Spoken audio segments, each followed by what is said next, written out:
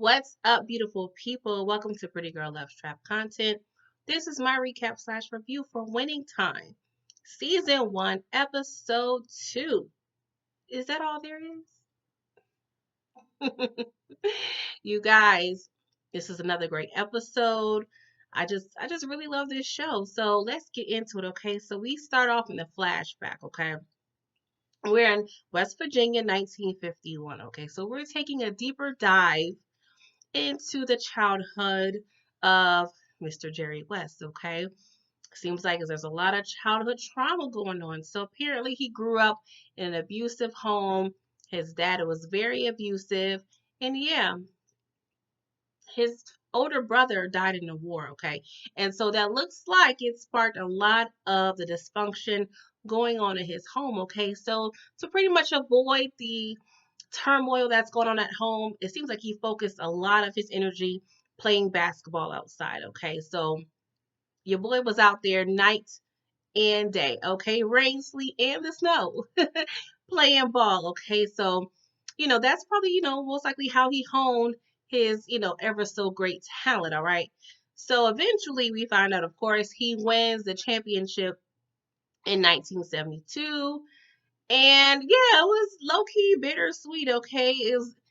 He had lost to the Celtics so many times. At this point, winning this championship did not really seem like it mattered too much for your boy West, okay? He was pretty much depressed. And I'm like, bro, like, you just won a championship. You over here in a bar sulking. Lo and behold, this bar is pretty much hosting a funeral. I'm like, how fitty, okay? Because the one of the patrons was like, hey, how did you know such and such, the deceased? And he was like, oh, I'm just here to get a drink. I'm like, Lord, he ends up, taking the lady home. Well, not home, to a hotel or what have you.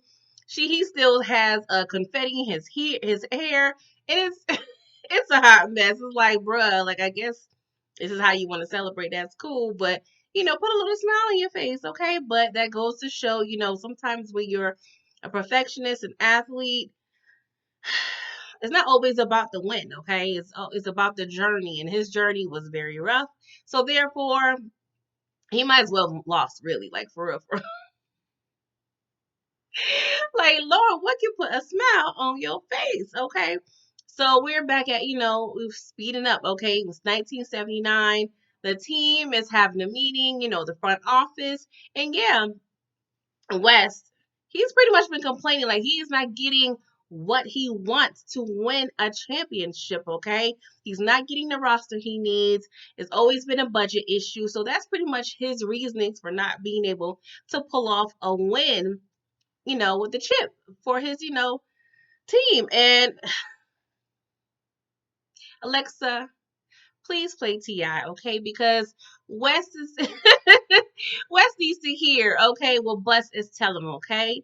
You can have whatever you like, okay? You can have whatever you like. He's telling him that let me know what you need, okay? Give me the list and I'll make it happen for you, okay? That's all you need to do. So West, you could tell he's a little intimidated because he's not used to hearing that. Like, moi, I can have whatever I like. Are you sure? But yeah, Bus, he's on a mission, and yeah, he's allowing West to like tell him like what he needs to win, okay? Because all Bus's chips are in the bag at this point, so he doesn't care what needs to happen. He needs to turn this Lakers situation into a promising win for the pockets, okay, and on the scoreboard, all right?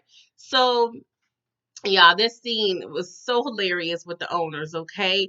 Clearly, your boy Bus was out, out, just, he was, it's so funny to me. I can't even talk, y'all.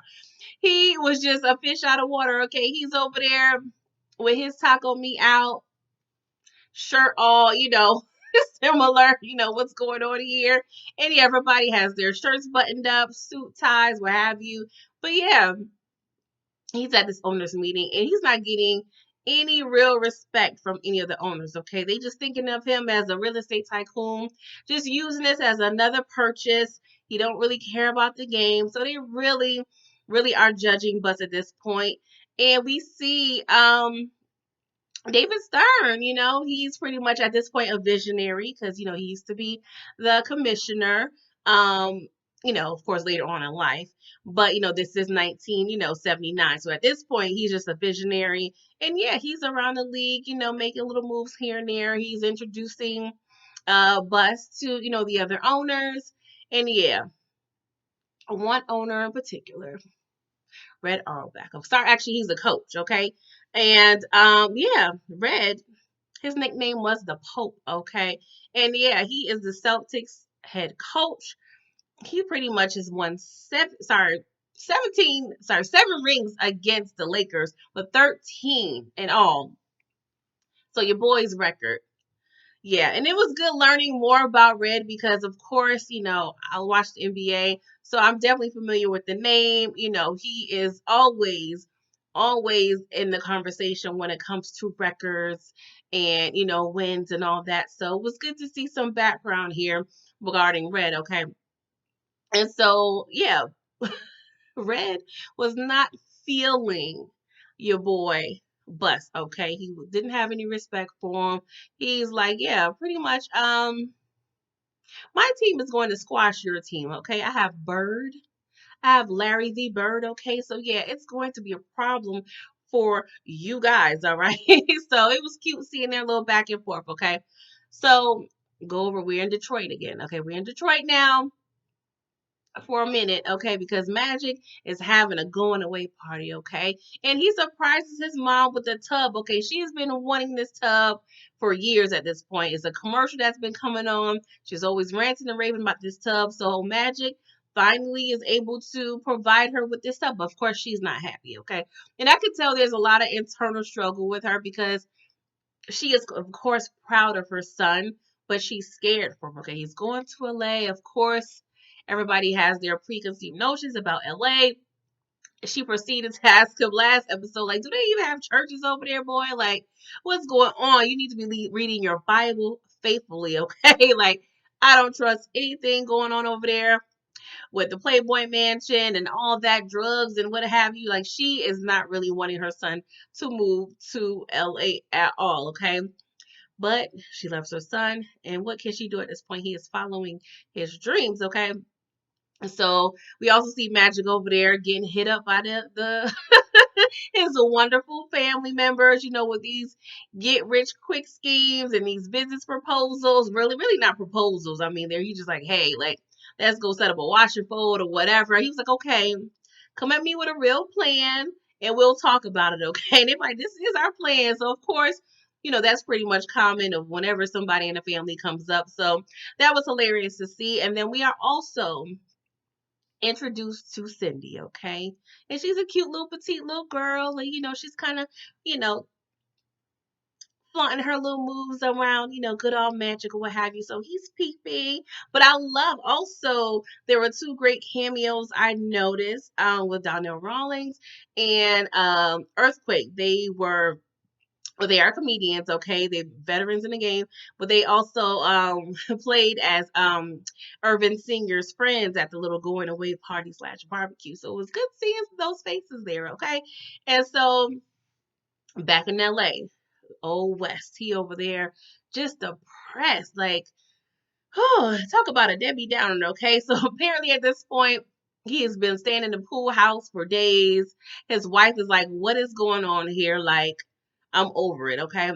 So Phil, he works for the front office and he came to check on West, okay?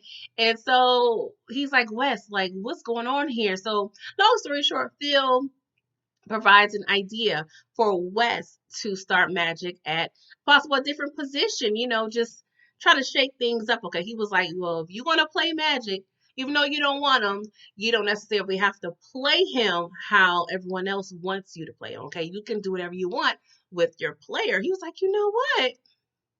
You are right. Okay. So that kind of gave him a little happiness. Okay. But yeah, Wes, what's going on here, sir? Like, you've been given the silver platter to have whatever team you want, and you are still sad, sir. But there's that trauma. There's that trauma, the PTSD of it all. Like he mentioned, he has PTSD of the halitosis of the people when he lost one of the championship games to the Celtics. Okay, that memory stays with him. I'm like, oh my God, if I had a memory of some bad breath for 10 plus years, like I'm gonna need to go to a doctor and get that checked out. Okay, I need a psychologist on deck ASAP pronto because yeah, bro, you're holding on to a lot. Okay. So Frank, who is Bus's business partner, he retrieves and Loki steals the financial books from Claire Rothman. Okay, Claire, she was the assistant to Cook, but she kind of asked Bus to kind of stay on payroll to kind of work with him and working the books and what have you and doing all little things she's doing. She's pretty much a jack of all trades at this point, okay, because she is holding down a fort in multiple positions, okay? So, pretty much, long story short, Bus is trying to make sure that Claire is not aware of the S-hole that he's created in the books, okay? The numbers are looking bad, okay? Like, real bad. Like, unemployment, like, I need the food stamps. Like, like, it's horrible. Like, poor. But he doesn't want everybody to know or anybody to know what's going on with these numbers, okay? Because he done put all his money up into this business and this organization. So we see Jeannie, she's working there as a little intern. And yeah, she's trying to pitch some ideas to Claire because the visionary that Bus is, he's like, hey, we need to make sure that these games are not just yet just athletic in terms of winning. It needs to be an experience, okay? So we need all the ideas to make sure that we get the people in the doors, and they need to be wild, okay? We need all the wild factors you guys can think of, okay? So Bus and Red, they have a business meeting, okay? And he's pretty much proposing like, hey, like I'm working with the Lakers, you're working with the Celtics.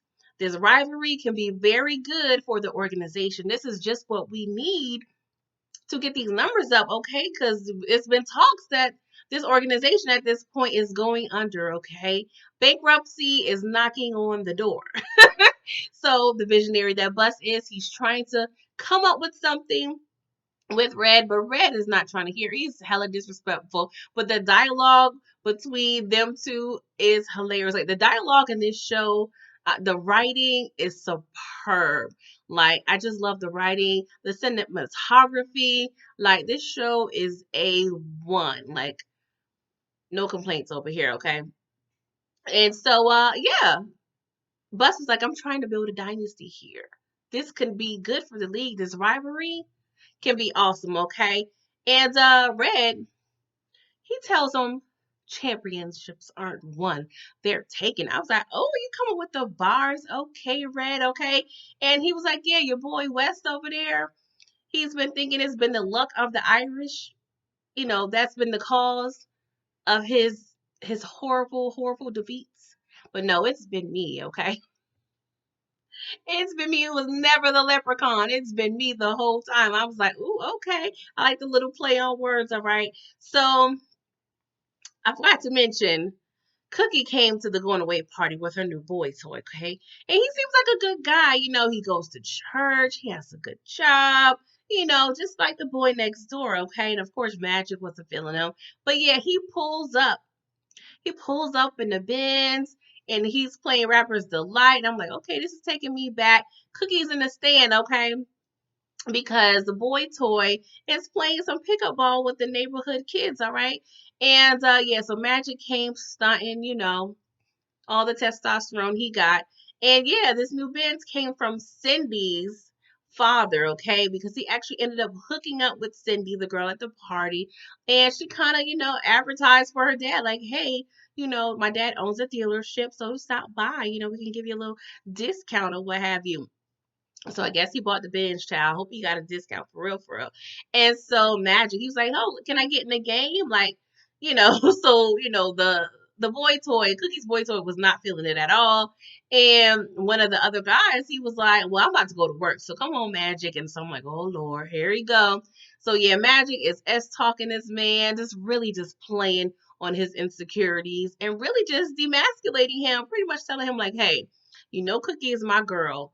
And if she ends up with you and doesn't choose me, she's always going to wonder what if, okay? So yeah, is that really what you want? You know, her always thinking about me when y'all over there married, struggling and whatnot, struggling with a K.